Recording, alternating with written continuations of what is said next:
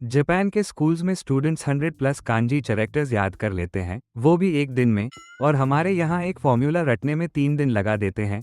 ये वीडियो उन्हीं की मेथड से इंस्पायर्ड है। तुम सीखोगे वो 5 मेमोरी सिस्टम्स जो जापानीज स्टूडेंट्स यूज करते हैं, जिनसे वो visuals plus logic plus emotion से मेमोरी लॉक करते हैं। कमेंट करो तुम विजुअल्स लेना हो या बिना इमोशन एंड लॉजिक कुछ याद ही नहीं रहता।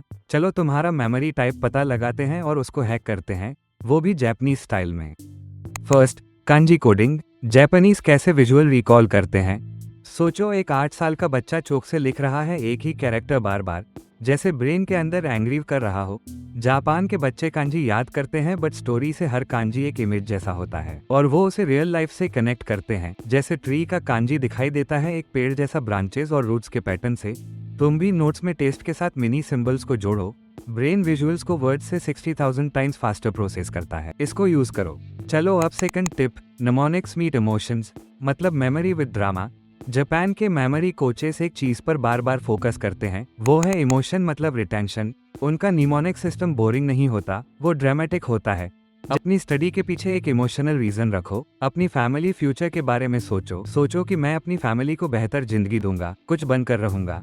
ऐसा करने से तुम्हें पढ़ाई करने के लिए दिमाग में जोर नहीं लगाना पड़ेगा, तुम पढ़ाई से इमोशनली कनेक्ट हो जाओगे। इससे तुम्हारी कॉन्शियस माइंड अवेयर होती है और जो भी तुम पढ़ते हो उसका 80% तुम्हें याद रहता है। Third, intelligent practice, mix it up, remember better. तुम मैथ्स के बाद भी मैथ्स पढ़ते हो, फिजिक्स के बाद हमेशा फिजिक्स। जापान के स्टूडेंट्स ऐसा कभी नहीं करते, वो यूज करते हैं इंटेलिजेंट प्रैक्टिस। टॉपिक्स को एक दूसरे के बीच में घुसा दो, मैथ्स, हिस्ट्री, फिजिक्स, वापस मैथ्स। ब्रेन हर बार टॉपिक स्विच करता है, तो एक्टिव रिकॉल किक इन होता है। स्टार्टिंग में थोड़ा मुश्किल लगता है, बट मेमोरी डीप जाती है। नेक्स्ट टाइम पढ़ाई प्लान बनाओ तो सेम मत जोड़ो, सब्जेक्ट्स को अलग अलग मिक्स करो। और अब आता है वो मेथड जो तुम्हारे रिवीजन को लॉक कर देता है। अगर कुछ भी नया सीखो तो कमेंट जरूर करो और वीडियो को लाइक करना मत भूलना। Fourth, teaching us recall.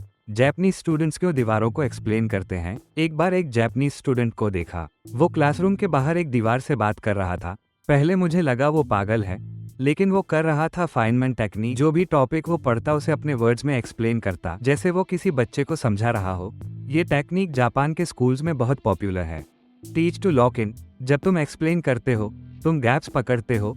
Try करो सुबह जो पढ़ा था, शाम को वॉइस नोट रिकॉर्ड करके एक्सप्लेन करो।